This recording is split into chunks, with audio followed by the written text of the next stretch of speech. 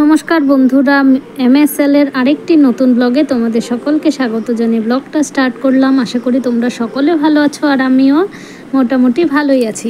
তো এখানে সকালবেলায় দেখো কাজকর্ম শুরু হয়ে গেছে আর আমাদের তন্ময় বাবা আছে দাঁড়িয়ে। তন্ময় বাবার চুলটা কাটার পর ওকে কেমন যেন লাগে দেখতে। এমনি তো ওর শরীরটা মানে ছোট থেকেই যেমন শুকনো, তো আর ওর শরীর আর মানে একটু মোটা হলোই না, তার জন্য ওকে আমি বেশিরভাগ সময় শুকনো বাবা বলেই ডাকি। তো এখানে দেখো এখন ওর মানে রাগ উঠেছে, ওকে বিছানাটা ছাড়তে দেওয়া হয়নি বলে।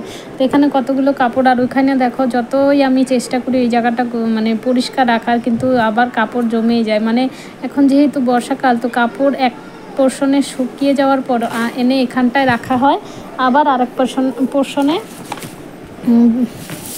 ভেজা থাকে, ওইগুলো আবার শুকানোর পর এখানে এনে রাখা হয়। সবসময় তো ভাঁজ করা হয় না, তো এখন এগুলোই ভাঁজ টাজ করে সব কিছু একটু গুছিয়ে নেব। আর এখানে দেখো বাইরে প্রচণ্ড সকাল থেকে এত রোদ দিয়েছিল, আর এখন দিচ্ছে প্রচণ্ড হাওয়া, আর আকাশে অনেকটা মেঘ করেছে। তো এখন মনে হয় হবে বৃষ্টি। ভালো হয়েছে, সকাল থেকে এতটা গরম লাগছিল, গরমে আর ভালো লাগছিল না। তো এখানে বৃষ্টি স্টার্ট হয়ে গেছে অল্প অল্প। আর এখানে দেখো দুজনে দাঁড়িয়ে বৃষ্টি দেখার জন্য দাঁড়িয়ে আছে। আর আমাদের তন্ময় তো বৃষ্টি বা জল যে কোনো জিনিস দেখলে ভীষণ খুশি হয়।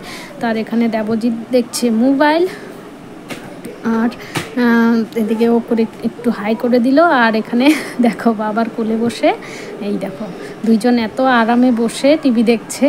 আর এদিকে এখানে কুলারটাও চালানো আছে, গরম যেহেতু প্রচণ্ড দিয়েছে, তো এখানে কুলার চালিয়ে দুইজনে বাপ আর ছেলে মিলে টিভি দেখছে আরামে, আটখানা যাকে বলে। আর বাইরে কাপড়গুলো আর উঠায়নি যেহেতু ভেজাই ছিল। আর এখানে দিয়েছে প্রচণ্ড বৃষ্টি, জানলা দিয়ে আমি দেখছিলাম বসে বসে।